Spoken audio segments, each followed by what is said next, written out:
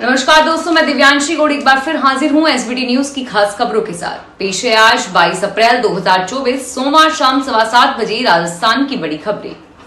भारत के लोकसभा चुनावों में भारतीय जनता पार्टी के चुनाव प्रचार अभियान का प्रत्यक्ष अवलोकन एवं अध्ययन करने के लिए रूस एवं बांग्लादेश के साथ 7 देशों के राजनयिकों का एक प्रतिनिधि मंडल राजस्थान में जोधपुर की 3 दिन की यात्रा पर आया है।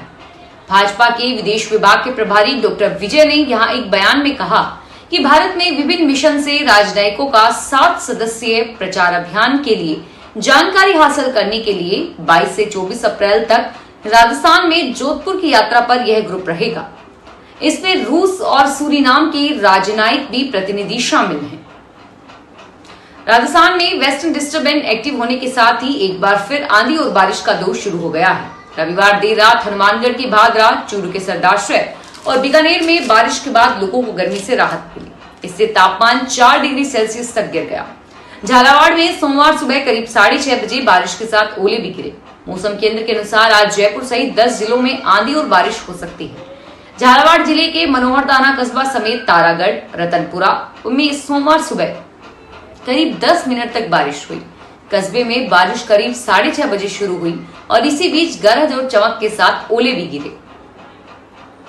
भरतपुर में सोशल मीडिया पर शेयर किया गया एक वीडियो सभी का ध्यान खींच रहा है। गले में नोटों की महिला पहने 2 युवक छत पर खड़े हैं। दावा है कि माला में 500 रुपए के नोट लगे हैं। 10 फीट लंबी इस माला में कुल 51 लाख रुपए बताए जा रहे हैं। यह वीडियो डीग जिले के कुलवामा गांव का बताया जा रहा है। यह वीडियो सोशल मीडिया पर शेयर है और इसमें बताया जा रहा है कि दूल्हे ने 51 लाख रुपए की माला पहनी है। दूल्हे के रिश्तेदारों ने यह माला बनवाई है। नगला कुलवामा गांव के साजिद को उसकी शादी में यह माला पहनाई गई थी। माला इतनी लंबी थी कि साजिद के साथ एक अन्य युवक को भी छत पर खड़ा करके यह माला पहनाई गई, जो छत से नीचे तक लटक रही है। निर्वाचन आयोग ने राजस्थान में एक सभा में प्रधानमंत्री नरेंद्र मोदी की टिप्पणियों पर सोमवार को प्रतिक्रिया देने से इनकार कर दिया। बांसवाड़ा में रविवार को प्रधानमंत्री के भाषण को लेकर पूछे गए सवाल पर निर्वाचन आयोग के एक प्रवक्ता ने कहा कि हम टिप्पणी से इनकार करते हैं।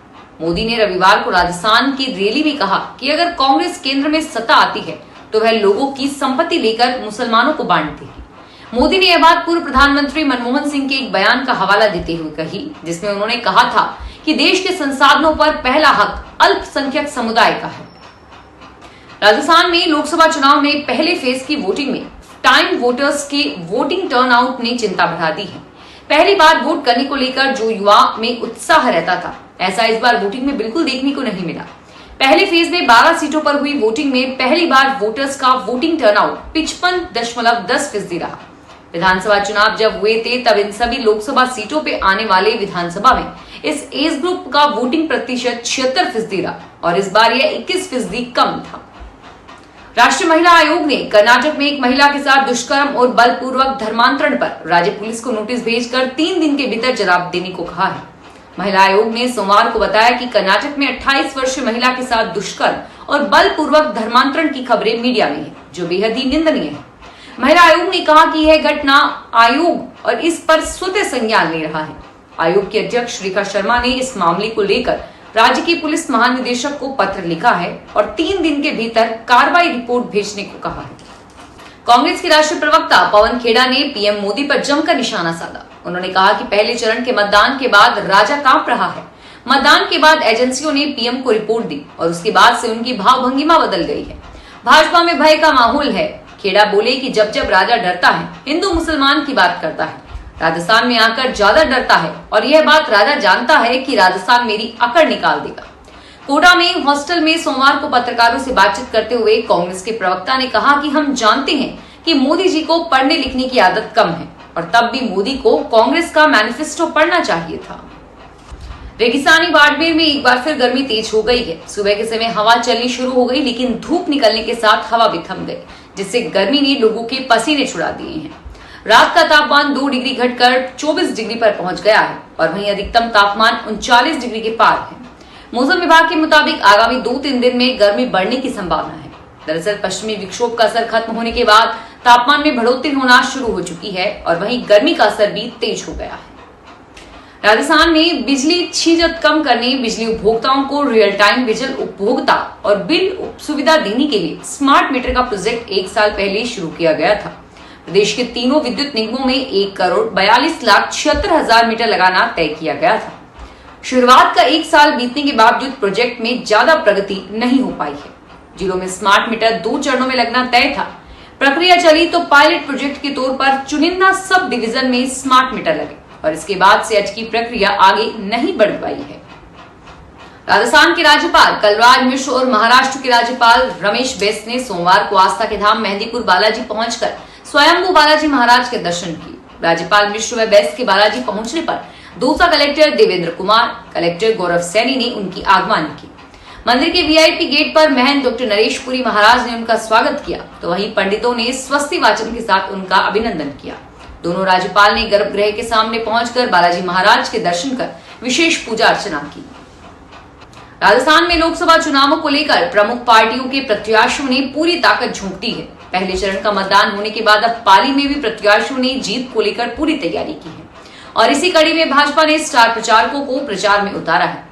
पाली में मंगलवार को बॉलीवुड अभिनेत्री और हिमाचल प्रदेश के मंडी से भाजपा प्रत्याशी कंगना रनौत रोड शो करेंगी। वे यहाँ भाजपा प्रत्याशी पीपी चौधरी के समर्थन में रोड शो करेंगी और पार्टी के समर्थन में वोट मांगेगी। राजस्थान में लोकसभा चुनाव के बीच शिक्षा मंत्री मदन दिलावर ने बेरोजगार युवाओं को बड़ी राहत देने का संकेत दिया है। मंत्री दिलावर ने रविवार को आयोजित हुए जोधपुर में चौपासनी हाउसिंग बोर्ड स्थित सिंधु महल में शिक्षा परिवार के कार्यक्रम में कहा कि शिक्षक बनने के लिए अब अलग अलग एग्जाम देने की जरूरत नहीं है। शिक्षा विभाग एक एंट्रेंस टेस्ट पॉलिसी तैयार कर रहा है। शिक्षा मंत्री ने कार्यक्रम में कहा कि राजस्थान सरकार अब शिक्षा व्यवस्था में सुधार लेने को बड़ा कदम उठाने जा रही है। बीएड कोर्स को लेकर भी उन्होंने परिवर्तन का मन बना लिया है। उन्होंने कहा कि अभी बड़ी तादाद में छात्र बीएड करते हैं लेकिन खर्चा करने के बाद भी वे बेरोजगार रहते हैं। राजसमंद जिले में इको फ्रेंडली वाहनों की संख्या लगातार बढ़ रही है और इन्हें चार्ज करने के लिए अब तक 3 चार्जिंग स्टेशन शुरू हो चुके हैं, जबकि 30 ईवी चार्जिंग स्टेशन का काम जारी है। इनमें से अधिकांश स्टेशन जल्द शुरू होने की उम्मीद है। ईवी वाहनों को चार्ज करने के लिए चार्जिंग स्टेशन बनाने का काम जारी है। जिले में भगवान एचपी फिलिंग स्टेशन, NH8 स्थित नेगड़िया टोल और चार्जिंग स्टेशन हो गए हैं, जबकि जिले में 30 स्टेशन जल्द ही शुरू होंगे। उल्लेखनीय है कि इलेक्ट्रिक वाहन को बढ़ावा देने के लिए सरकार की ओर से यह अनुदान उपलब्ध करवाया गया है। ईवी के बढ़ते क्रेज के कारण अब नामी कंपनियों के वाहन भी मार्केट में आ गए हैं, तो कुछ के जल्द ही आने की उम्मीद है और इनके रेट भी कम है। भारतीय रेलवे ने गर्मियों में यात्रियों को भारी आवाजाही के लिए 9000 से अधिक विशेष ट्रेनें चलाने के साथ ही पेयजल उपलब्ध करवाने व भीड़ प्रबंधन की योजना बनाई है। भारतीय रेलवे के अनुसार रेलवे ने 1 अप्रैल से 21 अप्रैल के दौरान 41.16 करोड़ यात्रियों को यात्रा कराई है। पिछले 2 दिनों में इतने ही करोड़ यात्रियों की यात्रा की है और बीते 7 दिनों में 13.69 करोड़ यात्रियों ने यात्रा की है। All India Railway Men's Federation की स्थापना के 100 वर्ष पूरे होने के उपलक्ष्य में 23 से 26 अप्रैल तक नई दिल्ली में शताब्दी महोत्सव आयोजित किया जाएगा, जिसमें राजस्थान के अजमेर से 500 रेल कर्मचारी शामिल होंगे। अजमेर में नॉर्थ वेस्टर्न रेलवे यूनियन मंडल अध्यक्ष मोहन चलानी ने बताया कि फेडरेशन की स्थापना 1924 में हुई थी और आज 2024 में पूरे 100 साल सफलता के रहे हैं। फेडरेशन की ओर से यह समारोह का आयोजन नई दिल्ली के कर्नल सिंह स्टेडियम में और ताल कटोरा स्टेडियम में होगा। उन्होंने बताया कि महिला सम्मेलन 24 को, रैली और खुला अधिवेशन 25 को, प्रतिनिधि सत्र 26 को, नए संकल्पों के साथ इसका समापन सत्र होगा।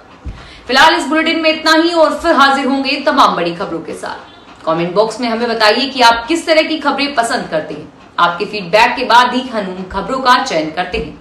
आप अपनी राय कमेंट बॉक्स में जरूर बताइए। धन्यवाद। अगर आप भी अपने आसपास की छोटी बड़ी और महत्वपूर्ण खबरों से अपडेट रहना चाहते हैं तो सब्सक्राइब कीजिए हमारे चैनल SPT न्यूज को और प्रेस कीजिए बेल आइकन पर।